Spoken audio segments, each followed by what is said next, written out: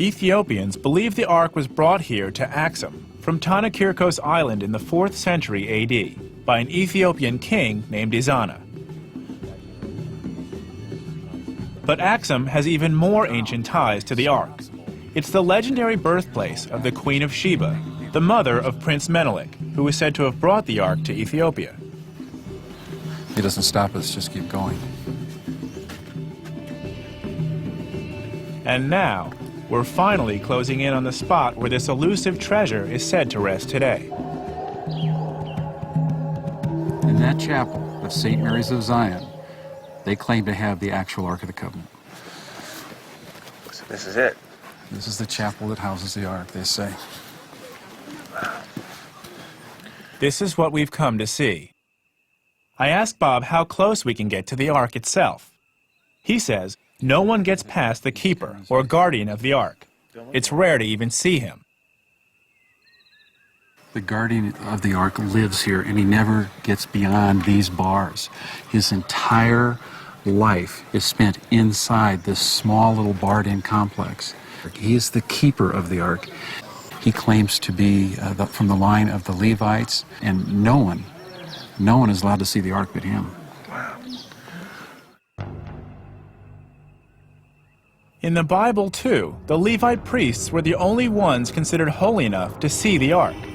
It's one more piece of an amazing puzzle. Tonight, there's a festival here to celebrate the Ark. A feeling of reverence fills the air as the procession begins. This is a celebration of the very object we've been searching for.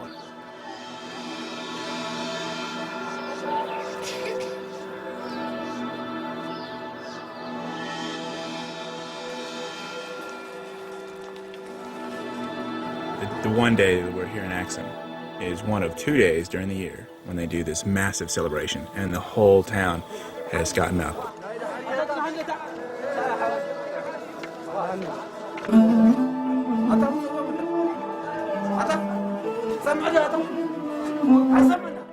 The residents of Axum deeply believe that the Ark of the Covenant resides in their village, and thousands of pilgrims have journeyed to this African nation to worship an ancient treasure once prized above all others in the Jewish faith.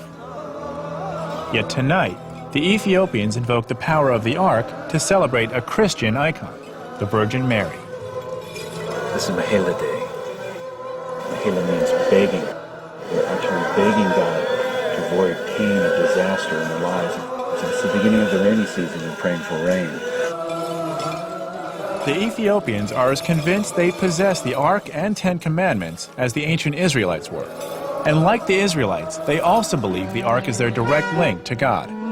The power of their faith is so strong that the people continue their ceremony from dusk till dawn, praying toward the holy object in front of them. But this Ark, or Tabot, is also a replica, just like those in other Ethiopian churches and like the one I saw in Jerusalem. The real Ark, if it is the real Ark, never leaves the protection of the guardian. It's too precious.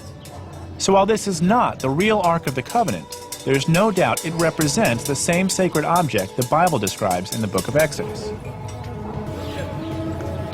And seeing the precious Tabot through the streets reminds me of how the Israelites were said to carry their Ark of the Covenant through the deserts more than 3,000 years ago. When the ceremony ends, the priests return the Tabot to St. Mary of Zion Church, where they say it rests next to the real Ark.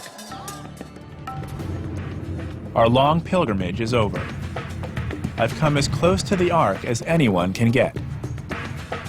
It's been quite a journey, from the vast Middle Eastern deserts to the peak of Mount Sinai, from Jerusalem to Ethiopia, up Debre Damo and across the stormy lake to Tanakirkos, where the priests have such compelling evidence that the Ark was once on their island.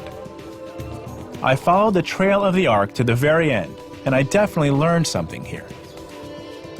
Taking part in the festival and seeing the devotion of the townspeople firsthand has made me realize what the faithful already know. You don't have to see the Ark to know it exists. You only have to believe in it. And I guess it's revelations like this that keep us digging for the truth.